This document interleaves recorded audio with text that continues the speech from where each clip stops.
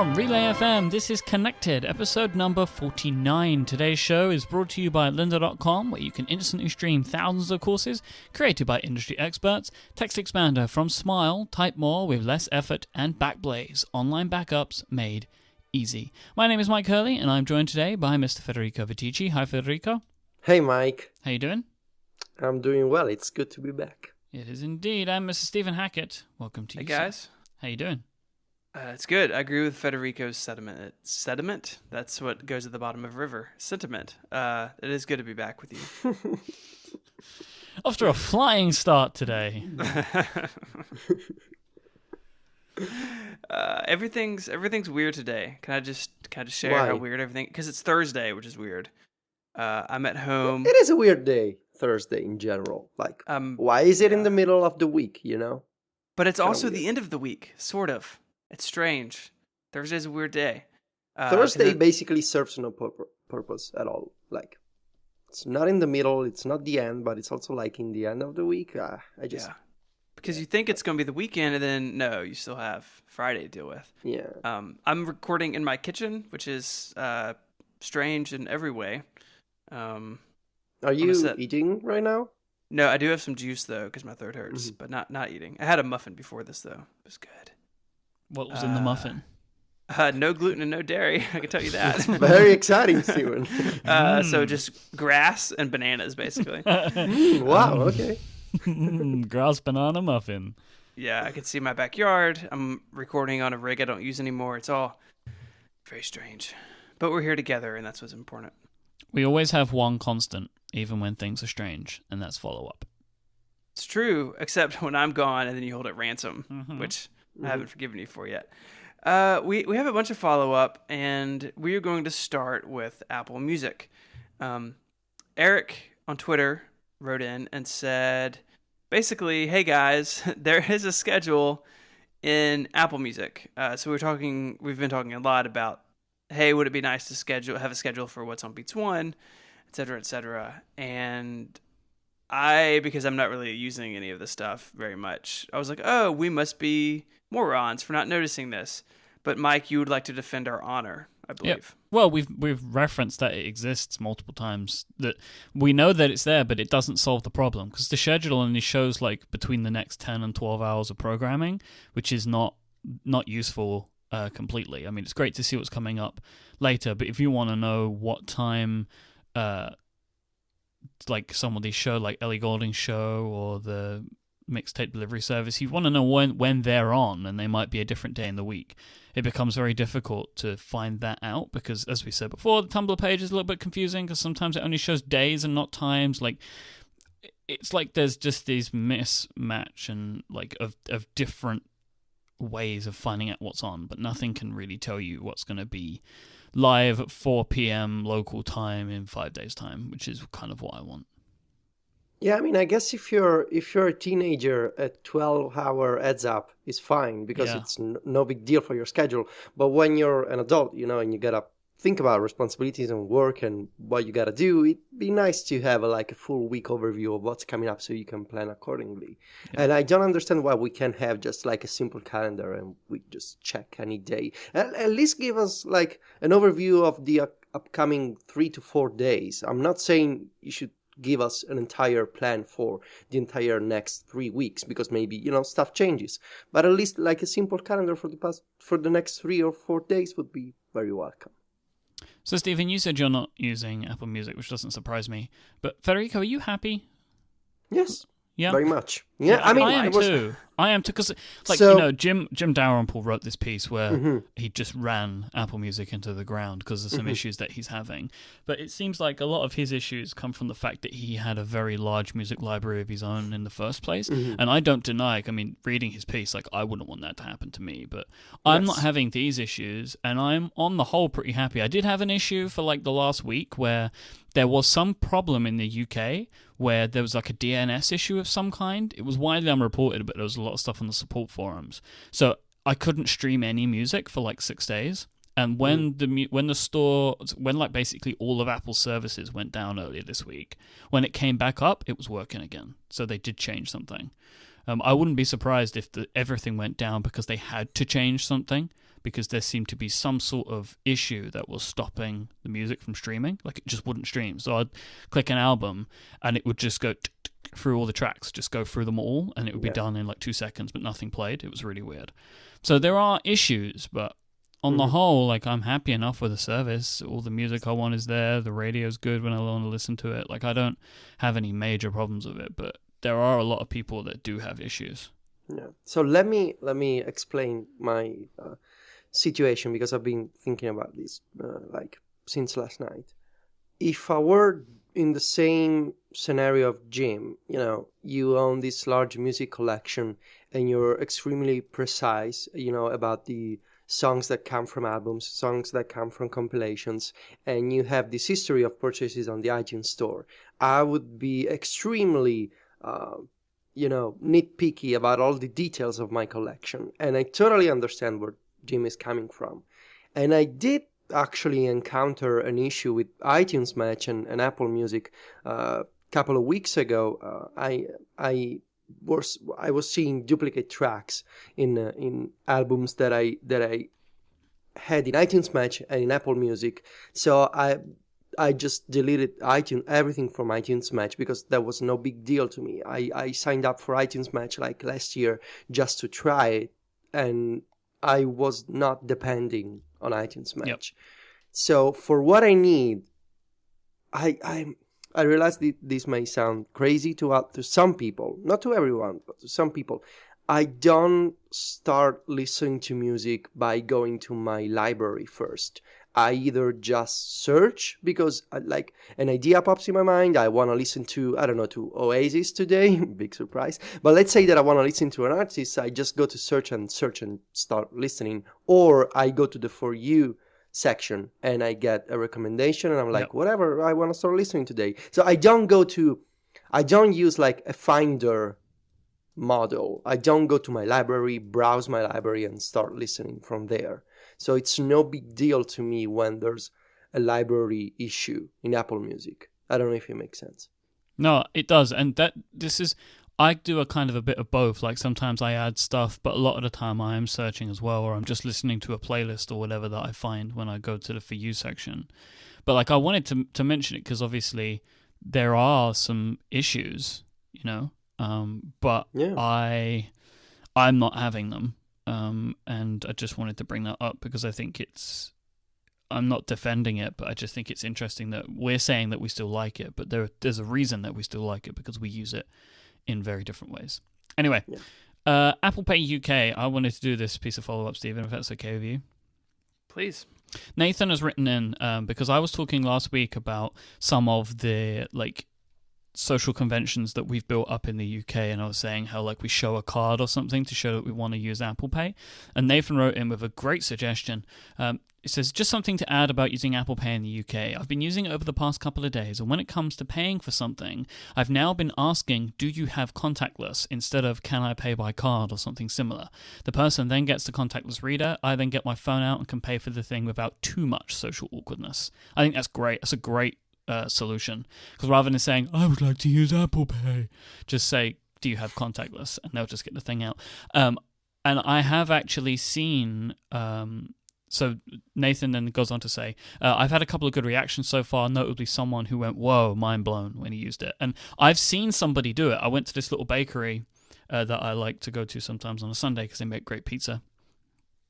I think even you would like the pizza, Federico. Mm-hmm. Yeah, I don't know. No, I think you would like it. I've had fantastic Italian pizza. This is nowhere near as good as that, but it's very good. I think you would like this. Okay. And I was standing next to a guy while he was paying, and he used his watch to pay, and the guy who was serving him was like, "What did you just do?" It was like, "What is this?" And then everyone started laughing about it, and then the guy celebrated because it worked, and I celebrated with him. So it was a fun experience for everybody involved. But my bank, do you remember I said about my useless bank? They've now moved their date from the 24th to the 28th. I don't think they're going to get it done in time, so we'll see. That's right. Apple announced a handful of additional banks this morning, actually, here in the U.S. support it, and I'm still not on it. So you're never going to get it, man. A couple people tweeted me, were like, "Oh, hey, Are you on this list? I'm like, well, no, I'm not. What I'm starting to think is that your bank and my bank is actually the same, even though my bank has like 5 branches and is tiny. Maybe they're secretly owned by your bank. Yeah, there's a good chance that that's happening. I really wanna try Apple Pay. Sylvia has a contactless card, and she's been using it to buy stuff here in Rome because basically every shop now has a contactless reader, and it's so nice. And I can only imagine, like with my iPhone or my Apple Watch, it feels so nice when you don't need to type any code, and it's so convenient. But I wonder if Italy will get like Apple Pay support in like 2 years at least. I guess. I mean, we always get new stuff last. So, yeah, probably in 2017 I will get to try Apple Pay. It is frustrating. I mean, it's when Apple Pay first surfaced, I guess almost a year ago. People started using it, started talking about it, and I sort of thought that it was overblown. Like, okay, guys, like it's cool or whatever, like it's nerdy, but it's like, what's all the fuss about? And now that it is rolled out and you can really see not only like the actual benefits, but sort of the soft benefits, Mike, like you're talking about, in the store about making it quick and everything and having a pizza party with that guy. I do kind of want it, and so I felt silly for kind of mocking part of our community of like, guys, come on, like it's not, like you don't have to write a 3,000 word piece on how you bought it, whatever, with Apple Pay for the first time. But how you celebrated with a stranger at a pizza shop. Hey. Balloons came from the ceiling. It was incredible. Oh, that's yeah? really exciting. So, Mike, tell us more about you approaching a stranger at a pizza shop. I didn't approach him. I was standing next to him. Like, I was next in line. Did you make eye contact? I was talking to the guy. Oh, okay. Just for a moment, like we were talking about Apple Pay. Did you tell him about Relay? I didn't do that. I've not yet gone for the guerrilla marketing. Let's move on. So we're going to talk about backups again. Oh, really? We have. I really enjoy your discussion, Steven. Yeah. You're crazy. You're a crazy man. Well, we're going to talk about that.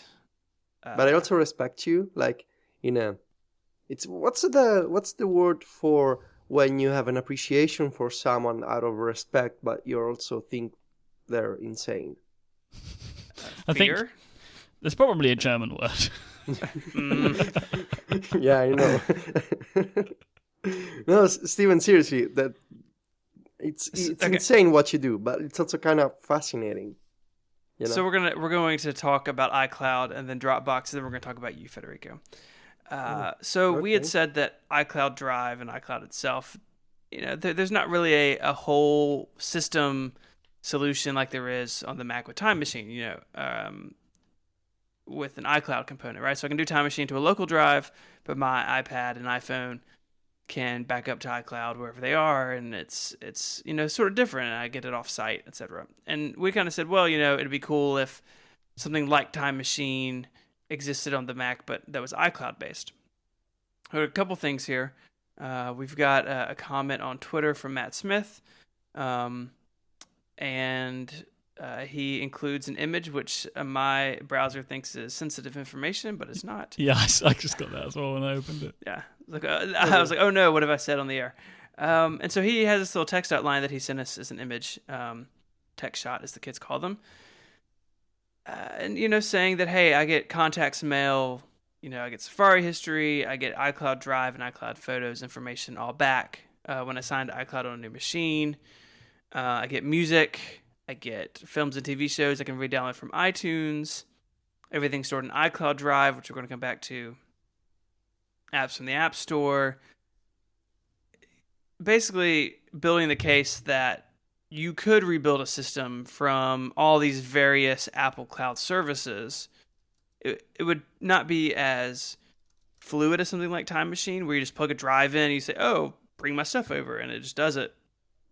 It'd be a little more manual, a little more sort of piecing things together, but definitely doable if you're all in on iCloud and Apple Music and iTunes Match and photo library in the cloud and all these other things, And that's sort of where it breaks down for me a little bit. Yes, you could do this, and I haven't done any of this. I've used iCloud Drive in exactly like 3 applications. Like it's not a big use case for me, but it is interesting that you could do it.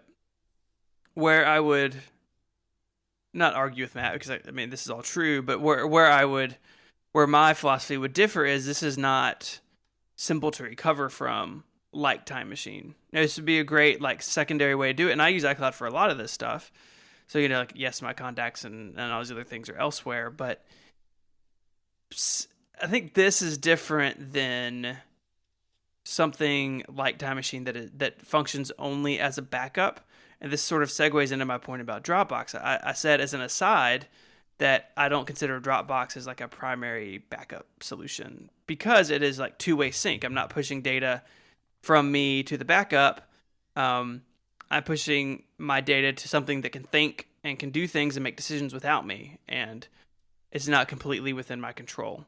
And so that's sort of where the difference in my mind between sync and backup is that sync can go wrong in many more ways than backup can because it's bidirectional, or if you have multiple machines, multi-directional. It's better than nothing, which I think I said. If all you have is a MacBook and a Dropbox account, put everything in Dropbox, and like it is somewhere else. You have gotten, one of the one step ahead of people who aren't doing anything. But it's not something that I would feel comfortable with as my only backup, I guess is what I'm saying. Is everybody dead? Everybody just hung up? No, I'm just thinking about what you said. I'm backing up my memories to iCloud Drive.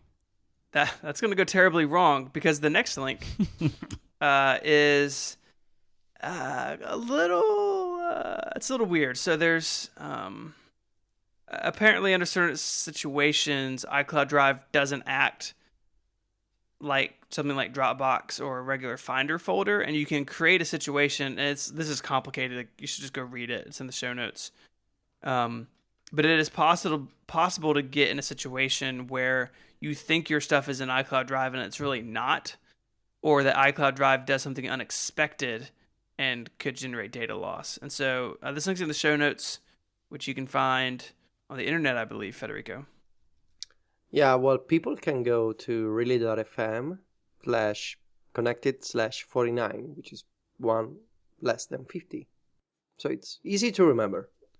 That thing about the iCloud issue is definitely a thing. I saw it. A bunch of people have seen it. Like, it's if you have files in a certain state and they're not downloaded, for example, but you can drag them out of a folder and it looks like the file's going to be there, it just disappears.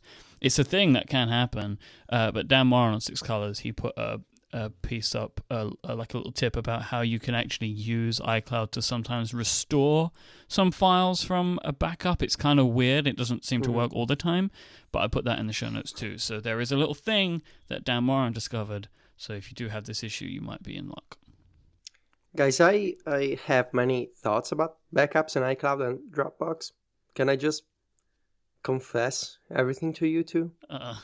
Yep. Okay. So let's just go. Okay. So I don't back up my Mac anywhere. And don't go crazy. It's because I basically don't use my Mac. And when I do use my Mac twice a week to record with you two the shows, there's nothing locally on my computer that I need to back up. Because Skype, it's Skype. And when I open the web browser, I go to Slack and Google Docs and everything is in the cloud. Messages, there's nothing to back up, mostly because in theory it syncs with iCloud and sometimes it doesn't. Everything else is in Dropbox. So whether I need to pull down some files like pictures or screenshots or like apps that sync with Dropbox, everything is in there. And I just feel like if my Mac implodes and I'm no longer able to use my Mac and I need to buy a new one because I still need to use Skype to record the shows. And please don't send me follow-up on how to record from an iPad because I cannot do it for many reasons. Primarily because I'll have a heart attack. Yes. So thank you, but no.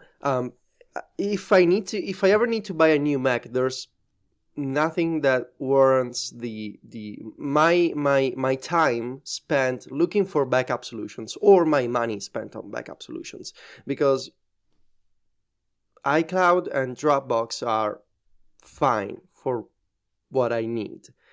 If I were to work more on a Mac and generate local data or documents, I would definitely consider backup solutions. I just don't need them for what I do. That's the first item of my many thoughts. The second one is, for a long time, I never really trusted iCloud for any sort of sync or backup. And the reason is it's really simple. It just felt like a black box that didn't give you any sort of control. Mm-hmm. And that's the reason why I use Dropbox for so many things. It's because even if it's roughly the same concept, it's something in the cloud that takes care of your stuff. Dropbox gives me an explanation of what's going on, so I can open a web browser or I can open an app and it tells me we have X versions of your file and you can restore this file, and you can rest assured that you can always open the web browser, go to dropbox.com, and you see all the versions of your files. And I can show deleted files easily, I can share stuff with others, and more importantly, it works with apps. And it works with apps as folders. So if I set up a new app with Dropbox, I can literally just open a folder and I see what the app is doing. And for a long time with iCloud, it always felt like you turn it on and you gotta pray that it works. And that's, that was a problem because I cannot trust this kind of random lottery of files with my important work stuff. The thing is that lately, with iCloud Drive and CloudKit, iCloud has become more reliable, and there's also new APIs that developers can use to implement file versioning in iCloud, and I am using a bunch of apps that expose versions of a file, just like you can see versions on Dropbox or like you can see versions of a file in the Finder. And versions make me trust the system more because they are a concrete representation of the system working as it's supposed to, because it's saving a copy of a file many times over and it's showing me changes. And also with iCloud Drive, I can now go on my Mac, on my iPhone and iPad in iOS 9, there's an app on my home screen. I can go to a web browser and there's like folders and I can browse documents, and it's still not the same kind of control that Dropbox gives me because it's only, app folders. Now you can also create files, but there's many basic things that iCloud Drive doesn't do, such as I'm pretty sure you cannot move a file into a subfolder once it's into a folder. At least I'm not capable of figuring out how to move files into a folder inside a folder. So that's pretty crazy. Yeah, even if you can do it, the fact that it's not that obvious to you exactly. is a problem. So right now, where I'm at is on my iPhone and iPad, I use iCloud Backup, but that's also no big deal. Like if it stopped working, I feel like I need iCloud Sync and the iCloud service to work reliably more than I need iCloud Backup, because I rarely need to restore, but I do need Apple Music. I do need Photos to work consistently. Mm-hmm. So that's where I prioritize.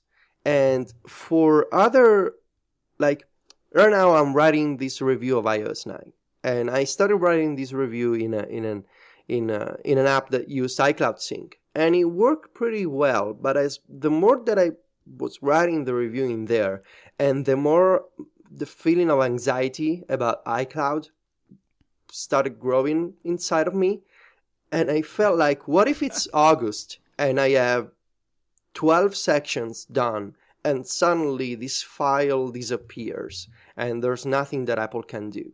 So I just, for as much as I was intrigued by that app, I just moved it back into editorial. And as soon as I started writing the article into editorial with Dropbox Sync, I felt safe and warm inside. And I believe that's because it just gives me the sense of security that it can always go wrong, because Dropbox can, many things can go wrong in there. But it's never happened before. Yeah, this is just what I was about to say, right? That it's not about the fact of whether iCloud is better or worse than Dropbox. The problem is we have all had iCloud problems way more than we have Dropbox problems. Yeah. So your fundamental trust of iCloud is not strong enough yet, and that needs to rebuild over time. Yes, but I wonder if it can be rebuilt if you don't give me all the controls and information that Dropbox gives me. Yeah, because it has you can to make start. a nice... It can only start with you feeling like you're in control again. And for as long as you feel that like Dropbox is better, you're never going to try iCloud seriously anyway. And I'm exactly the same, like for file storage. And I've seen people say, "Oh, I'm all in on iCloud Drive," and I just think that is just crazy to me. Just Dropbox is reliable and it works, and I put my files there because I feel safe. I feel like Dropbox is my mother. She would never betray me. And that's exactly how I feel about... Like, I was seriously anxious when I was writing in this iCloud app. I was constantly checking if the changes were propagating across devices. That's crazy. I shouldn't have to worry about, is the system working? I should worry about writing and composing my document instead of the system behind the document. So even if iCloud, it's, it works for some stuff, contacts, mail, photos, Apple Music, that's mostly fine for me. Calendars, of course. That's fine. That's awesome. I love photos and Apple Music. But for this critical documents and files, I don't feel safe. And there's people who are all in with iCloud Drive. I saw people deleting the Dropbox client from their iPhones and iPads, and that's awesome if it works for you. I just would be looking over my shoulder every day, looking for the iCloud fail to chase me, and that I don't want to do that. You can't live like that, man. No. I think, Apple is sort of in the situation because of itself. iCloud Drive and the old data and document sync are two different things. And so that's, if you remember, like when iWork first added sort of the document syncing, it wasn't very good. And you would go and you would have a Keynote or something on your Mac, you go to your iPad, it wouldn't be there. Or it would be days old, and when you opened it, it would override the new version. All sorts of issues with that old system. And with iCloud Drive built on top of CloudKit, it does seem objectively better than the old system. But with data loss, it doesn't take a lot of that stuff to go wrong before you just distrust it. And once you distrust it, it's really hard to revisit. Like, I know objectively the iCloud Drive is better than what they had in the past, but because I was burned in the past, I'm not going to go back to it, because Dropbox has always been good. They've always given that control. Things like version history and the sharing and the web interface that is actually pretty good. And that's stuff that Apple just isn't going to do, because Apple wants to keep things simple. They're not going to add versioning to something when they're also trying to hide the file system. Like, those things are just inherently at opposite ends of the spectrum, and that's fine. I just choose to work the way that Dropbox works because it makes sense to me. And so that's, you say all this stuff about iCloud Drive and all this stuff, but this is the situation Apple's in because of decisions Apple made. Yes, like the technology didn't work the way they wanted to. Clearly, they didn't launch iCloud, data and document sync thinking, oh, this is going to be terrible, let's go ahead and do it. Like, clearly they thought it would work.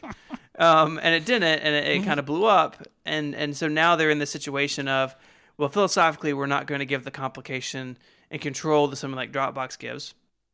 But also we're in the situation where people don't trust us because of our past. And like, they're sort of at a catch-22 there, at least for users like us. I'm sure there are lots of people out there who use it who have no idea what Dropbox is. Like, oh, I could just use this as built-in or whatever. That's great. But for those of us who, kind of operating on a different scope, different level than sort of the average user, it's something that I'm not interested in seeing if it works any better. What's even better is that they actually do have a way to do file versioning but they're just giving it as an API to developers, and they're not using it in their own iCloud Drive app on iOS 9. So they're like, look, we built the technology, but whatever, we don't care. You take care of this problem. We don't want to have this problem in our app. And frankly, that's quite, I wouldn't say stupid, but I would say peculiar. Yes, not the best way to make the people who wanna actually, it's an interesting dichotomy between, we want to make the iPad and iOS 9 all about productivity and getting work done, but we give you also this file management app that doesn't even let you move files into subfolders and that doesn't expose versions. That's quite interesting, I believe. All right, let's move on. Let's take our first break. This week's episode is brought to you by lynda.com, the online learning platform that houses over 3,000 on-demand video courses that are there to help you strengthen your skills in business, your skills in technology, your skills in creativity. You can get yourself a free 10-day trial when you go to lynda.com/connected. Lynda.com is for people that want to learn awesome stuff. It's for people that have problems that need to be solved. It's for people that are curious to learn new things. And it's for people that just want to make awesome stuff happen in their lives. Maybe you listen to this show, you listen to a bunch of tech shows, and you want to be an app developer. Lynda.com can actually help you not only learn how to code apps, right? They can teach you Xcode. They can teach you Swift. They can teach you the fundamentals of iOS app development. They can then teach you how to do the design that you're going to need. You can learn how to use Illustrator and Photoshop to make a great icon. But then you can learn how to turn that app into a business. You can learn marketing fundamentals. You can learn stuff about income tax. You can learn everything. Lynda.com can really help you take something from an idea to just a skill that you have, or maybe even from an idea to a business. And you do this by watching and learning from experts who are super passionate about teaching. They have thousands of video courses that are available on demand that allow you to learn at your own schedule and at your own pace. You can also learn on the go with their Android and iOS apps, so you can watch a video about logic on the bus if you like. And then you can also create and save playlists of courses that you want to watch. You can customize your learning path this way by watching them in any order, and you're also able to share these with friends, colleagues, and team members. They also have this great transcript feature, so you can follow along as somebody's teaching to you with the great videos, and you can read what they're saying and what they're up to, so you don't lose track. But then you can also search these transcripts later, so you can jump to a point in the video to refresh yourself with something. Your lynda.com membership is going to give you unlimited access to training on hundreds of topics, all for just one flat rate. Whether you're looking to become an industry expert, you're passionate about a hobby, or you just want to learn something new, go ahead and visit lynda.com/connected, that's lynda.com/connected, and sign up for your free 10-day trial. This will also really help support the show, so go check them out. Thank you so much, lynda.com, for their help today and for supporting Relay FM. So we learned this week that if you want to have widespread policy change at Apple, you just need Federico to get mad about it. No. That is all it takes. I mean, I find in general that, like, if anything needs to happen, you just let Federico get mad about it. Federico, could you get mad about my grass growing so I don't have to mow it every week? Can you just write an article about it, please? It'd be really great. So what happened in the newest iOS 9 beta? Yeah, you can no longer leave reviews on the App Store. On the iOS App Store. On the iOS App Store. And you can still leave star ratings. You can no longer leave the review, the text comment. When you do, you try to write a review, you sign in with your App Store account, and you're given this new error message that says you cannot leave reviews on a pre-release version of iOS. And I would point out that the spelling of pre-release, it's kind of weird because there's no... Anyway, write an article about it. Get them to change it. No. You're me. That's what happened. That was yes, that's all your fault, That Steven. is the way Seriously. I feel about so many things. Yes. I realize that's a Stevenism that I don't wanna have. Anyway, that's a good change, because since the first iOS 9 beta, and especially this year that there's a public beta of iOS in addition to a public beta of OS 10, users were able to leave reviews on the App Store saying this app doesn't work on iOS 9 yet, so 1 star, you're a bad developer and you make a bad app and you should feel bad. That's not the best way to go about it, and this is where people are surprisingly split on this topic. In practice, so I'm going to give you the truth, and then I'm going to give you what other people say, which is not, I believe, the truth. The truth is that during an iOS beta, you cannot compile an app against the new SDK. You can make fixes sort of by thinking about the future, working around the issue. So there's iOS 9, there's a problem. And you try to fix that problem by putting code into your iOS 8 app and hoping that, that sort of problem will go away also in iOS 9. So it's a workaround. And there's many, many reasons why this type of quote-unquote solution is not, in fact, a solution. For example, there's many betas of iOS 9 and stuff changes. So your workaround, which you spend hours and hours trying to think about and implement, may break in like 2 weeks. And the basic truth is that to avoid issues with a new version of iOS, you should be able to compile your app directly against the SDK of that version of iOS. And that's not possible during iOS or OS X betas, because Apple opens up submissions for new SDKs on the App Store, like usually 2 to 3 weeks before the launch of a new OS. And so it's not fair. It's simply not fair to developers to leave a review mentioning an issue on a beta of iOS 9 when the developers can do anything about it. And I agree with the fact that you shouldn't be able to compile against iOS 9 now, because you will definitely get people that abuse that and release apps or try to release apps, and things will slip through with iOS 9 features, which you shouldn't be doing until September. Yeah. And what some other people argue is that because installing betas is now so popular and so of an expectation among not just developers, but users, also because there's a public beta, that developers should be aware of the fact that people are going to install their apps on a beta version of iOS, and therefore, if your app crashes on a beta of iOS 9, it's your fault, and you should be getting a 1-star review because you deserve it. And that's so, let me just say, that's so stupid as an argument, like it doesn't actually make any sense. First, the so-called expectation of using a beta, it's absolutely a false statement. There's no way people like my mother or my friends are going to install an iOS beta because there's an expectation that they're supposed to try it during the summer. That's something that the tech nerds would say to justify the fact that their favorite app is not working yet and they don't have the patience to wait for the developer to ship a fix in September. And the problem is that while there's no expectation in normal people to try even a public beta, people don't want to try betas. People don't want their iPhones to break. People just want September to come, but they don't want to try betas.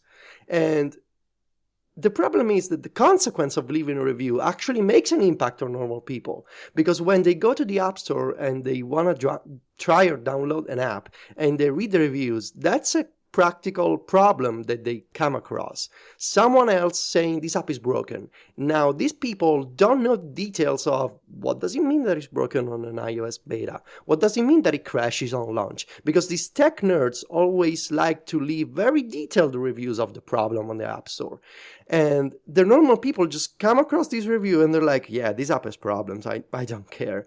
And so they're coming from a perspective that's totally exclusive to them. This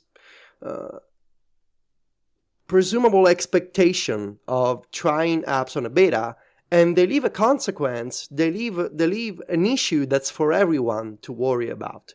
So it is good to see Apple making this type of change on the App Store, and even if it's not a complete, fix for what's actually going on. And because you can still, I believe, leave reviews on iTunes.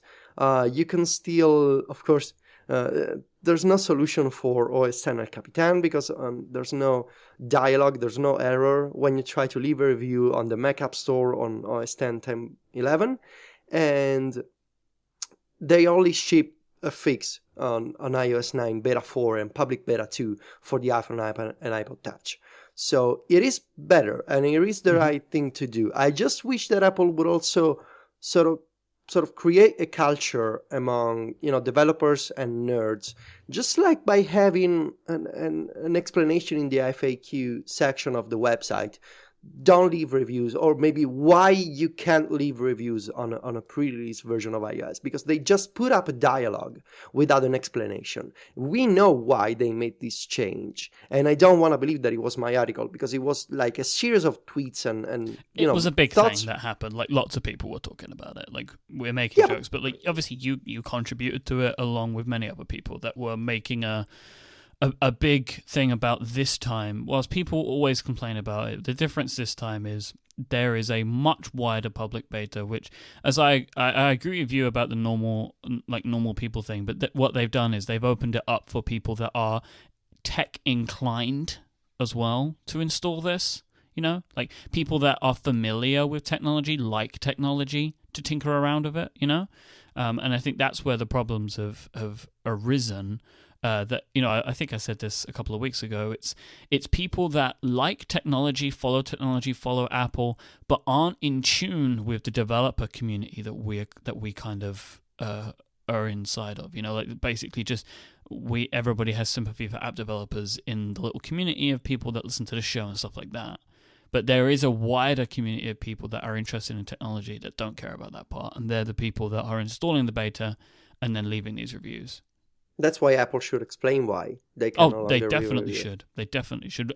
Doing this is definitely a right step, right? Cutting it off, cutting it off at the source. But there should be a little why button, and you click it, and it takes you out to a page on apple.com that explains why, rather than just like, nope. It's the right step, but there's still some place that they can go with this, I think. Yeah, and it doesn't have to be a technical explanation that explains what an SDK is, or what an Xcode submission for an app is. Just say third-party apps are gonna have problems because your favorite apps. You're using a beta, they're still not ready, so you cannot leave a review, because what you experience is not representative of the truth or the actual reality for most people on the App Store. Just, like a sentence. It doesn't need to be a manual. It does feel a little rushed. I mean, they just throw up a dialogue and you can't do it. And like you said, it's even if you're running one iOS 9 device and you're on your iPad, for instance, and your iPhone is iOS 8, you can leave reviews on your iPhone. So it seems to be checking your iOS version. It's not doing anything to your Apple ID. So you can go to iTunes, the store itself, and even leave reviews there. And like you said, developers on the Mac have been upset that this didn't come to El Capitan, which got the beta got an update the same day iOS did.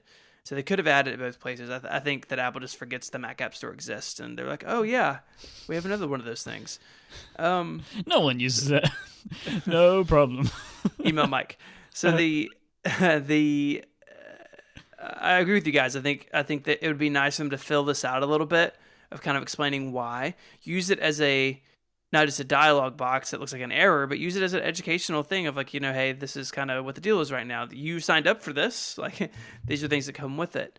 And it is, I mean, we're in a unique position because all three of us are friends with lots of app developers. And I know from their perspective, it's frustrating and harmful to get those reviews, but it's frustrating not to be able to push updates out. And that's just the nature of the beast, that when you have people running a version of your operating system that's not released to the general public, there are these periods of stress and sort of awkwardness almost, right? That maybe your most impassioned customers, if your app is nerdy, are on iOS 9. You might have a large percentage of your users on the beta for some types of apps, and you can't do anything about that. You can try to sneak in fixes if it's even possible. Maybe it's something that to fix it against iOS 9 breaks it in iOS 8, or not even possible in iOS 8. So there's all these little edge cases that developers have to deal with, and I for one don't envy that. Thankfully, MP3s play on any version of iOS. That's the extent of what I have to worry about. But there is this period of unusual, circumstances. And iOS is, as far as we can tell, will always be an annual cycle. And so you are going to have 3 months out of the year where, you got to deal with this. And, July, August, and September are going to be this way. I don't think Apple's going to stop doing the public beta next year. I think it will only continue. So I think Apple's got to look at best ways to protect developers from bad reviews. They're not gonna. There's no way, like I said, there's no way to fix your application in any way that makes any sense. But I think some safeguards like this in a more robust way would only be welcomed by the development community. Yep, this is a great start, I think. Yeah, absolutely. Right, should we take a second break? Yes. So this episode is brought to you by Backblaze. We've been talking about backups for the last couple of weeks. So this is definitely the time to think about it. You want to make sure that you are always connected with your files, and you can back them up with Backblaze Online Backup, and then you're going to feel safe in knowing that they're safe and accessible to you at any time. I mentioned last week, and I really mean it, not just because Backblaze are a sponsor. They are the system that I use. I love Backblaze. I've been a user of them since the first time that they sponsored us, and they sent me a trial, and I tried it out, and I really, really loved it, and now I'm a happy, happy member. If for some reason you haven't yet sorted out your own online backup strategy, there's no time like the present to get it sorted, and you should be using Backblaze. As I said, I used to not backup. I used to think it wasn't important. But then, once I started using Backblaze, I could see how easy it was. And it was basically just a case of, I just install it. It will take a while to upload because I have a slow internet connection. But once it's there, it's there. And now every day, the new stuff that I'm adding just gets uploaded. And it's not a ton of stuff, so it gets done easily. And I have everything in Backblaze now. So I just have the peace of mind that I don't need to worry about it anymore.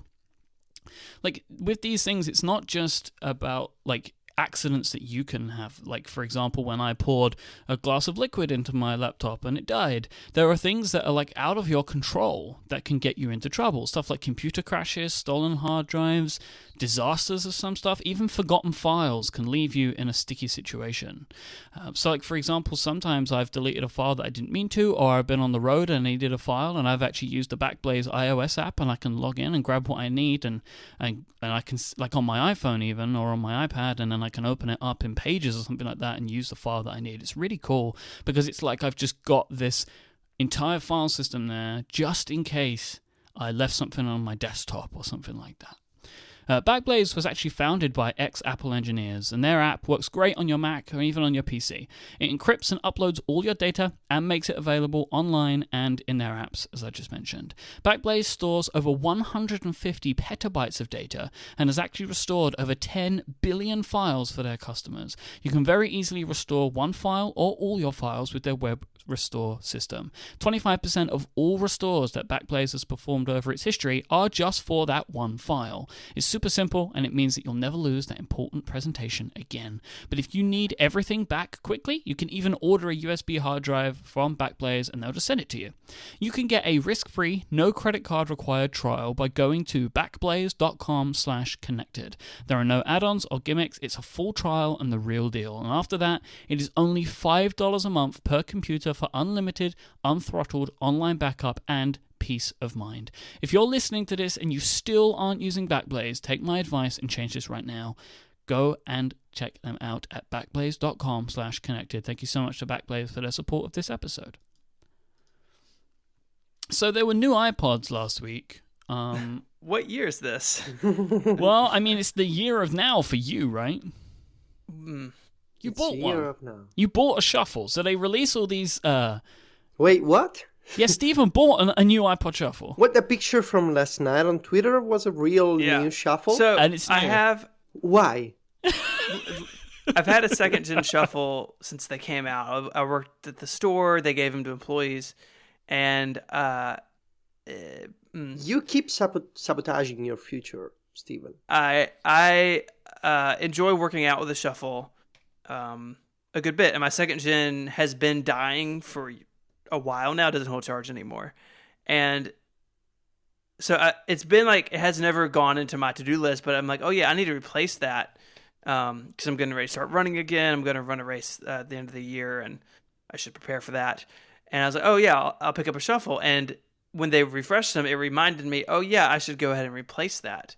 It's the exact same shuffle I could have bought for the last like 7 years because they've never updated them. But it was just, oh yeah, I should do that because I'm getting ready to start training.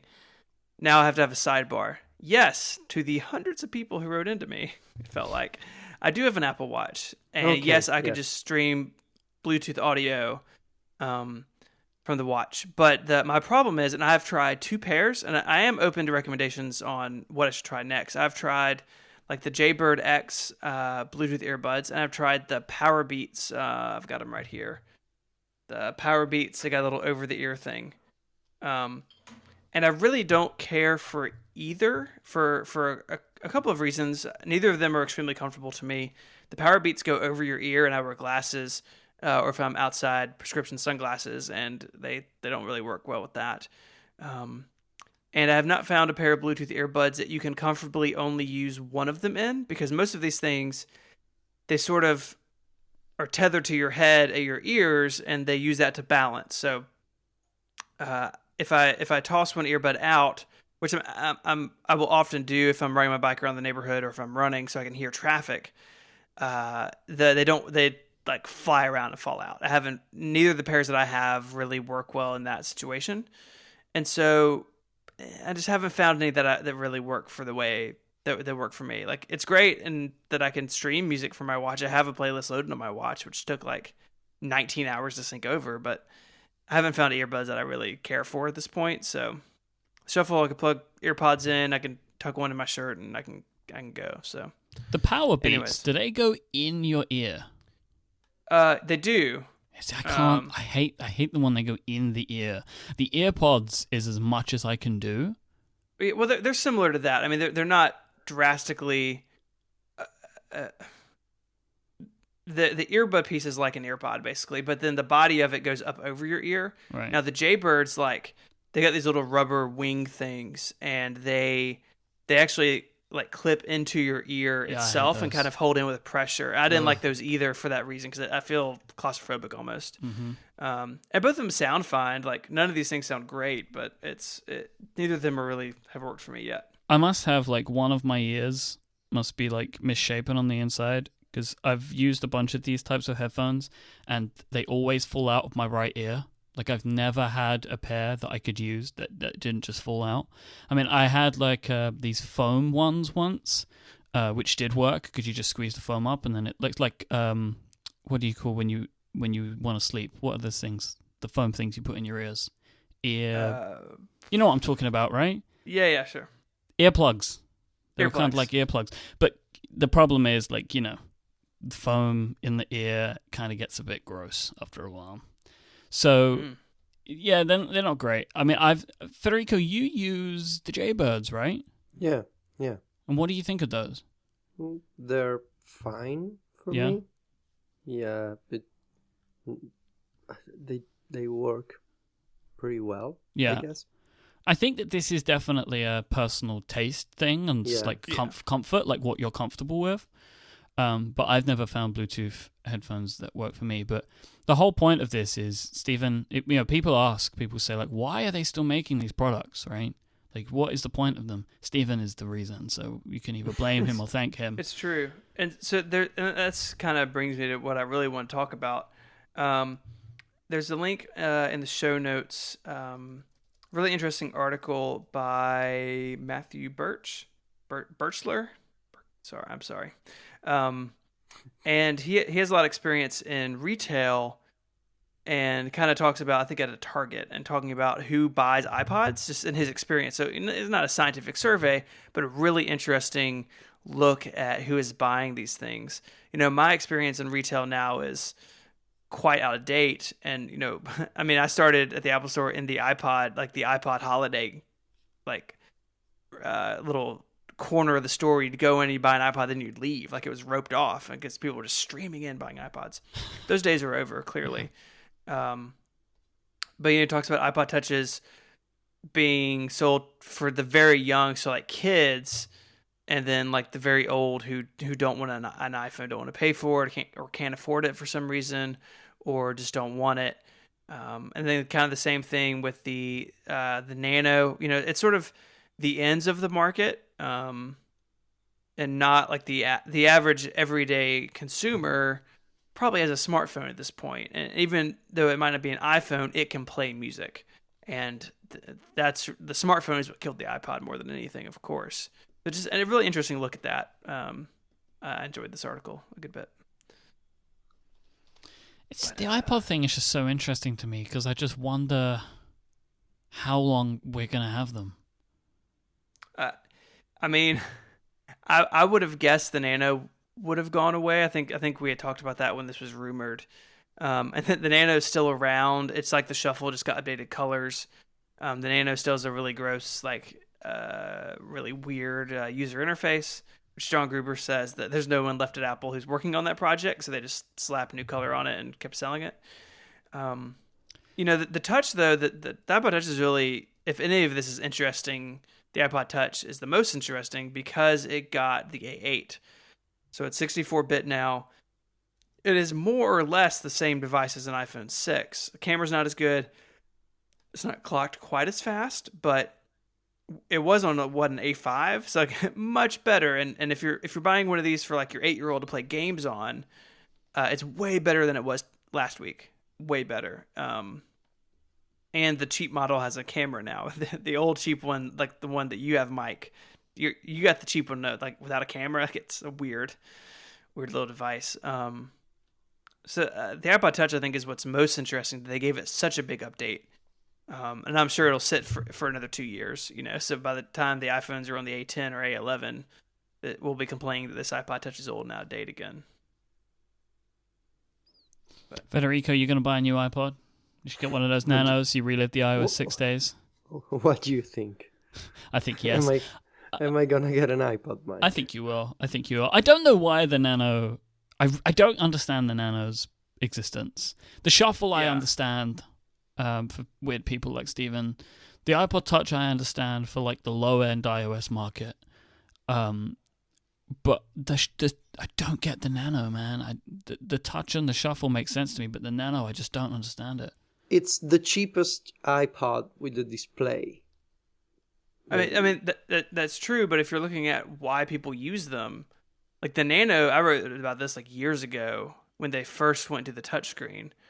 The Nano is terrible to run with, or terrible to work out with, because you can't do it by feel. You know, with a Shuffle, you can just reach over and feel where you are and hit a button. With a watch or with the iPhone, you have Siri. Even the iPod Touch, you have Siri. But the Nano's got none of that. Like, you're just like punching blindly at a tiny piece of glass, trying to see what happens. This is probably something that I noticed. Just a little fact that maybe could be interesting. I do have some friends who have an iPhone, and they're young people in their 20s, so it's not old people. So it's like you guys. No. So I have some friends who have an iPhone, and they also have an iPod.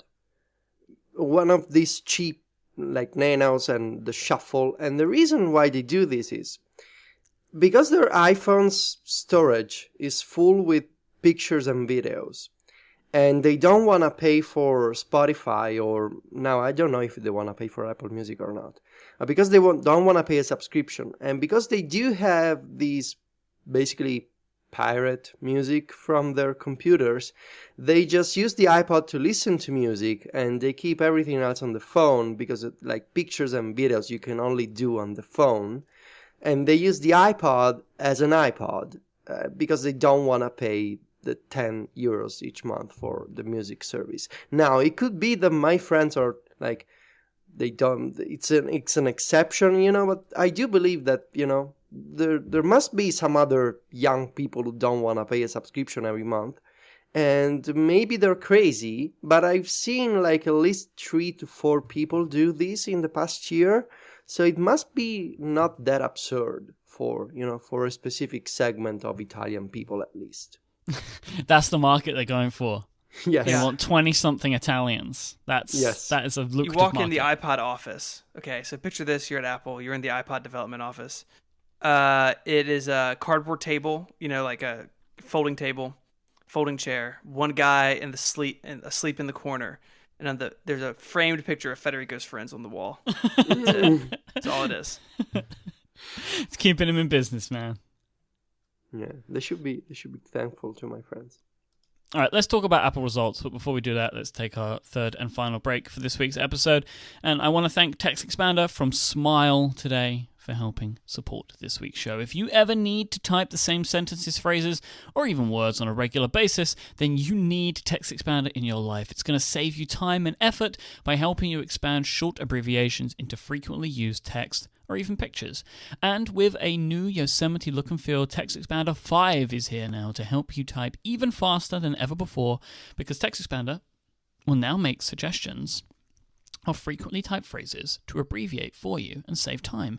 So TextExpander will remind you of missed opportunities to use your abbreviations while you're typing. Let's say, for example, you automatically finish every email and you say, kind regards from Mike. If you just keep typing that over and over again, you probably wouldn't say Mike. You'd probably use your own name. But you could use Mike if you want to. TextExpander is going to pop up with a little notification and say, hi. Not they're going to say hi, but you're using this a bunch. You're saying kind regards from Mike a bunch. Should we turn that into an abbreviation for you? And you click it, and it will help you set that up. So in future, you could just, for example, type KKI, and then it will do it all for you. If you ever have to frequently fill in forms with the same information as well, TextExpander can also make this really simple by helping you create a fill-in snippet. So in just a couple of keystrokes, you can fill in a form that may have taken you minutes before. So let's say you want to fill in like shipping information and payment information, that kind of stuff. You can do it very, very easily with a TextExpander fill-in snippet. You can sync your snippets amongst multiple devices by storing them on iCloud Drive or Dropbox, so you can have them on your Mac, you can have them on your iPhone or on your iPad, because they have TextExpander for iOS as well as many of the apps that support the TextExpander snippets inside of their applications, like Omni Outliner, Day One, Fantastic L2, Drafts. All of these apps have your TextExpander snippets built right in. It's very easy to connect them. And they also have an iOS custom keyboard, so you can use your TextExpander snippets wherever you want as well. TextExpander 5 for the Mac also adds support for JavaScript, which also works in TextExpander Touch for the iPad and iPhone as well. TextExpander 5 costs just $44.95. Upgrades are available for $19.95 US for existing users, and it's free to those who purchase on or after January 1st, 2015. You can find out more about TextExpander 5 by visiting smilesoftware.com/connected. Please note, TextExpander 5 requires Yosemite, and TextExpander for iOS is available on the App Store for iPhone and iPad. Thank you so much to Smile for their support of this show. So we had, Apple had their results a couple of days ago, which is why we're recording today. But I believe before we get into that, Stephen has some very pressing follow-up on iPod controls. Real-time iPod control follow-up. Because the chat room was yelling at me during the ad read. You can control an iPod Nano with buttons. There's a long button on the side, pause, forward, back. So for the 4 iPod Nano owners out there, I apologize. You don't have to write me. You're a disgrace. You can control it. It doesn't feel like a heartfelt apology, Steve. No, it doesn't feel like you really mean it. It feels like you're just giving lip service. It's just terrible. Quarterly results. Apple's results. Overall, things are good, right? It was another record quarter for Q3, right? I'm right in thinking that? Yeah. So it was another record quarter for Apple. Everything was looking good, except iPad. We'll get to that in a bit. There's some great articles that I'm going to include in the show notes today. Jason had a great piece on Macworld where he was giving some of his takeaways of the Q3 earnings. Obviously, Federico had a ton of great charts, as he does so beautifully. So thank you to that, Federico. There was a couple of things that I wanted to touch on from some of the stuff that I've read about this from what Jason had written, and then we can maybe talk a little bit in general and then talk about iPad. So these are a couple of things that I'm going to quote Jason from his Macworld piece. Cook also said, this is in regards to the Apple Watch, that the change in Apple's other products accounting line from last quarter to this quarter shouldn't be the source of estimates about the size of the Apple Watch market. Many people have been guessing that the jump, there was like a 100% jump or something like that? What was it in the other category? So people have been using that to try and work out how many Apple Watches have been sold. But because the aggregate balance of the category is shrinking, in other words, although other is up 952 million from last quarter, that there's other parts of it as well. So some of the other parts of other are dropping. So it's very confusing, but it's basically because Apple, for whatever reason, which does seem a bit weird, won't report anything specifically about Apple Watch numbers. They decided that beforehand. People have to try and kind of read the tea leaves in this whole others category to try and work out how many Apple Watches have been sold, but it seems like that it's basically not possible to do. But it looks like it's been in the millions, I suppose. It should be $1 billion business already. That's what most people are saying, at least, and also what Luca Maestri hinted at in an interview, I think, with the Financial Times or someone else. So it's already bigger than other businesses in the tech industry, that's for sure. And we gotta wonder, because Cook said we sold. This is the biggest area of, discussion among people this week is. Cook said we sold more Apple Watches in June than in April and May. And it's not clear if Cook's statement reflects the actual charging of the credit card in June for people who actually bought it in months before, or if it's really Apple Watches ordered and processed in June.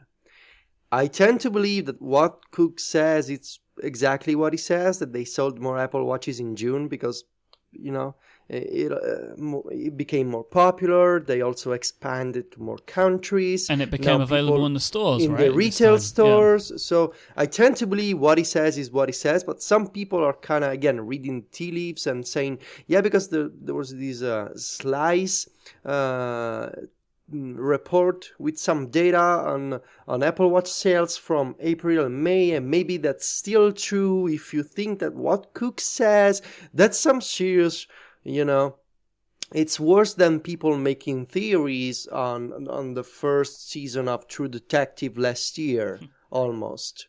So I believe they actually sold more Apple Watches in June, and that's about it. Well, whatever it is, they sold a few million of them. Yes. Which seems like a pretty big number. Like, it's a good number. I think the problem that many people have, and it is the thing that I find weird about it, is, like, why aren't they reporting the numbers in its own category? Like, are they being cautious? Like, when you add this level of confusion, this is exactly what they want. Yeah, they add a level of confusion in, and then it makes people question it. I know that the people that do this stuff at Apple are smarter than me, and this is obviously the plan. But it's all weird, right? Because you have no idea. But it seems like Tim Cook is saying that they're expecting the final quarter, like the holiday quarter, to be huge for the Apple Watch. So I guess we'll see what happens. But fundamentally, the product has been a success. I mean, it hasn't taken the world by storm yet, but it is clearly at these numbers that the Apple Watch is a success for Apple. Yeah, they said months ago that they didn't want the competition to know exactly how well or badly the Apple Watch is doing. So yeah, so they lumped it in other. Yeah, which I did a terrible job of explaining a moment ago, but I think we've been able to clear it up together. Another thing that I find interesting, that Apple more than doubled its China revenue in this quarter compared to the same quarter a year ago. Like, the growth in China is insane. Yeah. It's just a thing. It's happening, like, and you can't ignore it.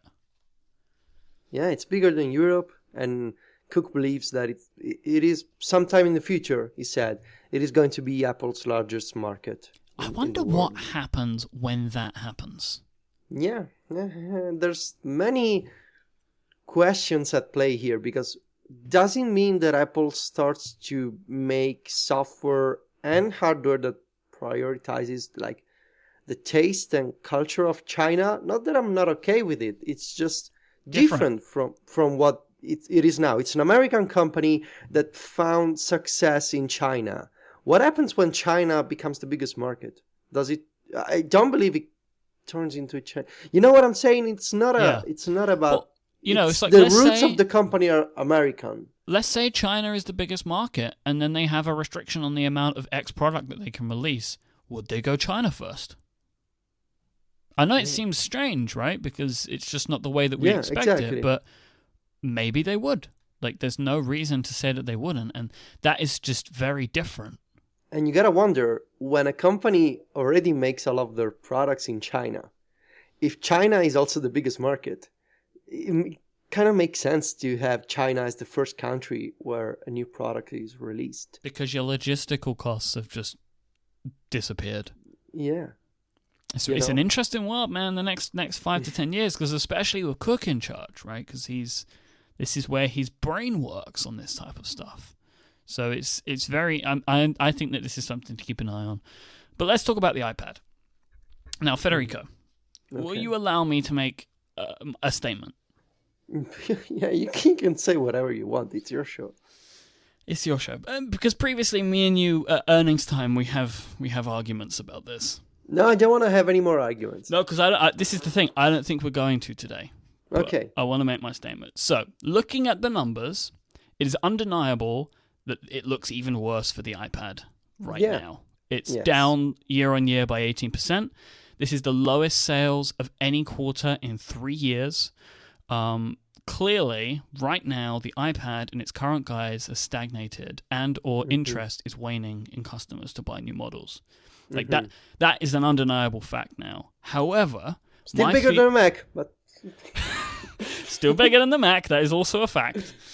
However, I believe, personally, that iOS 9 and the upcoming refreshment that we're going to get for the iPads this year, which will probably include an iPad Pro, whatever that will be, I think will actually do a lot to kickstart interest in the device again, because they will create more utility, and the split screen stuff is going to give Apple a new marketing reason for the product, because they'll actually be able to say a thing that it does, that only it does on iOS, and that makes it stand out against iOS. I mean, maybe Apple can use it to make it stand out against other tablets, even though there are other tablets that do this stuff, but Apple's marketing team's very good, right? So they'll show why the iPad is better than anything else. And I think that this will actually be the jolt that the iPad needs. And my prediction now is that holiday quarter sales will increase on year, not fall again. That is a bold statement to make, but I think that holiday quarter, for like the Q4 holiday quarter or whatever it is, when it ends up being, it's very confusing. I think that iPad sales will be up on the previous quarter. Yeah. I agree. Every time I show iOS 9 on the iPad to people, they go, "Oh, that's insane." Yeah. And a lot of people need a reason to use an iPad. Don't need a reason to own an iPad because they want an iPad. But every time they try to do something a little more complex than looking at a web page or writing an email in full screen, they go, "Yeah, I need a computer." And multitasking for these kind of people, it's a really smart decision, and it's a nice implementation, of course. And so I agree with you, Mike. It's undeniable that it hasn't been doing well, especially compared to, not necessarily, it's been doing well compared to the Mac and other products, similar products in the industry, but considering where the iPad came from, it's been slowing down, and that's just numbers. All of the problem is against itself. Yes, exactly. Because, we've said this gets said every time. That's a lot of money, massive business on its own. Yes. A company could exist around the revenues generated just by the iPad. But the problem is when Apple as a company continues to grow in every area, but they have one product that isn't, and that product is actively developed, marketed, promoted. If that product continues to fall, then it is a cause for concern. But I do think, like looking at iOS 9, this is the most focus they've given this product since it was released. What we are saying is that iOS 9 can generate a new novelty effect on the iPad, and that it can get people curious about the iPad again. And I agree totally with you. And also, it's not just multitasking. It's that there are many other details in iOS 9 that feel like Apple is truly ready to make iOS 9 on the iPad different. It's not just a bigger iPhone version anymore. It is in many ways, but not as much as before. And you can see this with multitasking. You can see this with the new notification center, which is new widget design, the new keyboard shortcuts. It truly feels like they're saying, yeah, we neglected the iPad for many years, and now we want to take advantage of this screen in a way that doesn't require us to think about the same for the iPhone, because it has to be the same. And that's a great decision, I think. Stephen, what do you think? I mean, something that's unique to Apple. I wrote a little bit about it yesterday, where Apple has the sales data, right? They've got bar graphs just like we do. They understand what's going on with the product and the market. And unlike an OEM that's running Android or Windows, they control the software directly. And so Apple can come in and say, look, we want to do all these features on the iPad, and those features are, I mean, all the features on iOS 9 for the iPad are great, and using an iPad Air 2 on the beta has been really nice. I was using the picture-in-picture just last night, watching a video and taking some notes for something, and for the way that I use my iPad, it's a big improvement. So Apple can look at the iPad and say, look, we want new features, and they can implement those features not only for the feature's sake itself, because Apple does want to make really good products, but they're making these features to make the iPad more attractive to a certain type of user. And that's a unique position for the company that their competitors don't have most of the time. And I agree with the two of you guys. I think I'm hopeful that it will work. I don't know if I'm willing to agree about the holiday quarter. We'll see if I'm the odd man out on that bet. But I do think it will help. And I think that things like the split view, which are available only on the Air 2, and then whatever comes next, I think that will help drive adoption of newer iPads. I mean, every time we talk about this, we get email from people saying, "Yeah, I'm on an iPad 2, and it's great. Like, it's not the fastest thing in the world, but I can get everything that I need to do done." And the slow upgrade cycle in the market is a side effect of Apple supporting pretty old devices at this point. I mean, the iPad 2 was 2011. They just got rid of that iPad Mini that was basically the same machine but smaller. And that's sort of Apple's got to support old stuff to keep their users happy, but they're doing it at the expense of upgrades. And I think that iOS 9 will not only make current iPads better, but I think it will make new iPads more attractive. And that is a sort of a 1-2 punch that they can deliver. And I think it'll work. I don't think it's ever going to retain the level of sales it had at the beginning. When the iPad first came out, it was crazy. It's the fastest selling tech product for a while. And that, I think, has come and gone. But I think they can get it back to a level that is better than where it is now. I think they can sustain it. I mean, you're always going to have dips and valleys. The iPhone does the same thing. If the iPhone, this quarter is always the worst quarter for iPhones because the fall quarter is coming when they release new ones. They're always going to have that sort of pacing and rhythm because Apple's business is very paced. You can basically set your clock by when they're going to release new products. But I think they can leverage the software to make a bigger difference this time around. And I think it's smart. And I think why not try, right? Like, why not make your product better in specific ways that make it more marketable as well? Do you want to take outside bets on when we're going to see the iPad refresh? Federico? October. Do you think October, Stephen? Federico, what do you think? Yeah, I agree. What about October, what about the iPhone event? Because they're not gonna show off a new Apple Watch most likely. That's what I was getting ready to say. I mean, I think the alternative is they collapse their fall events back into one. I think they're going to do that. That's my bet, is that in September we see iPhones and iPads. And really? Then, yeah, I do, because I think... I mean, the iPhone 6 and 6 Plus got 14 minutes on stage in September. And so to expand that back out to an hour-long event, I don't know how you do it. For the S revision. So that's my thought, is there... Unless there's a TV in the wings. TV could be it. I mean, they will tend to now, I think, always double up the iPhone event with something else, because the iPhone event gets all the eyeballs, and then they can show off the other product. I think that's a smart, like, 1-2 punch. Which, if the iPad is the push this year, maybe September is iPad and iPhone. Share the spotlight with the phone, and then the TV is in the fall. I don't think we're going to see any Apple Watch hardware this year, so I think you could see the TV being in October, but Apple TV, excuse me. But who knows, man? I mean, everything is crazy right now. Like, there's all sorts of weird questions about what they're going to do with the iPhone, period, and like, how do you take two products and turn it into one in the mid-range? And there's a lot of interesting things that could happen this fall.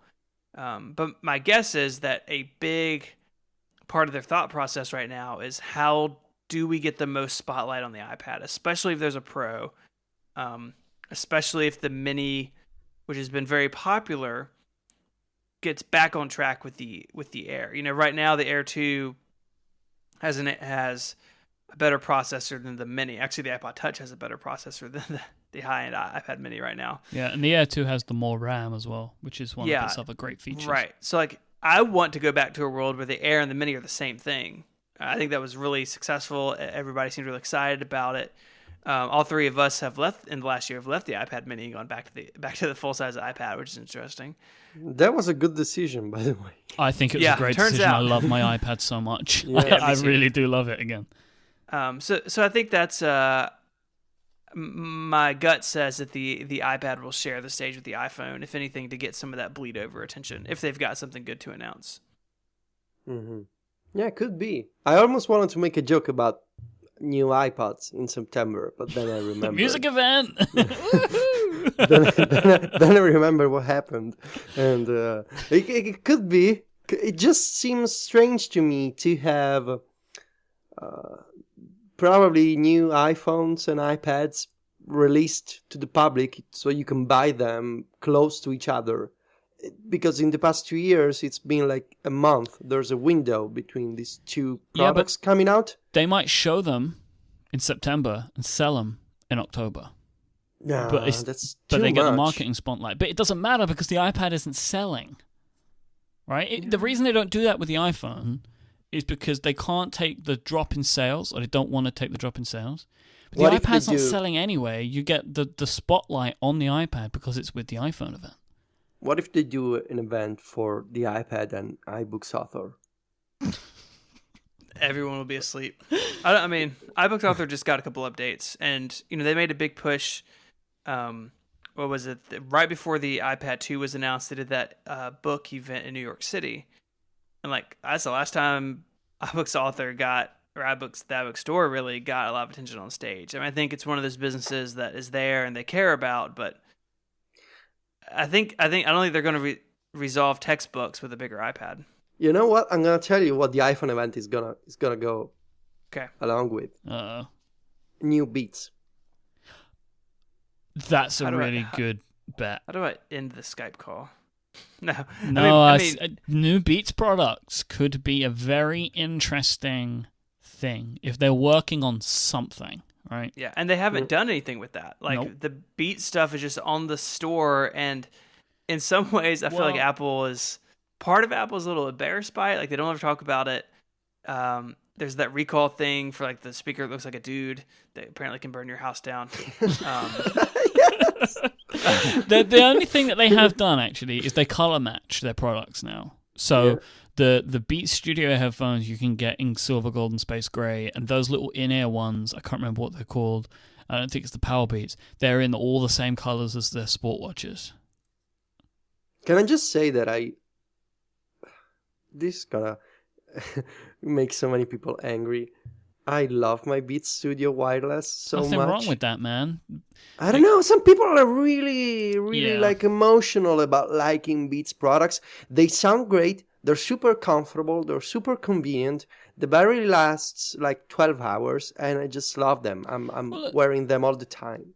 Beats do not make the best headphones in the world for audio quality. I don't know how to recognize great Me either. audio. That's the thing. So I'm with you. If you think that they are comfortable and the battery lasts and you like how they look, there's nothing wrong with it. Nothing. Yeah. Sorry, Marco. Yeah, sorry. I just can't recognize a great bass from a what's the like a mid-range whatever. I trust Marco and I believe him.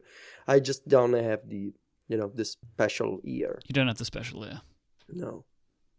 Okay, on that, I think we're going to wrap up. Thank you so much for listening to this week's episode. If you want to find our show notes, I'll tell you again where they are. They're at relay.fm/connected/49. Thanks again to our sponsors this week, lynda.com, Backblaze, and TextExpander. Help support this show by supporting our sponsors. If you want to catch up with us online, you can find Federico's work over at maxstories.net, and he is at Viticci, Viticci, on Twitter. Stephen writes at 512pixels.net, and he is at ISMH on Twitter, and I am at iMyke, IMYKE. Thank you so much for listening to this week's episode of Connected, and we'll be back next time. Until then, say goodbye, guys. Arrivederci. Adios.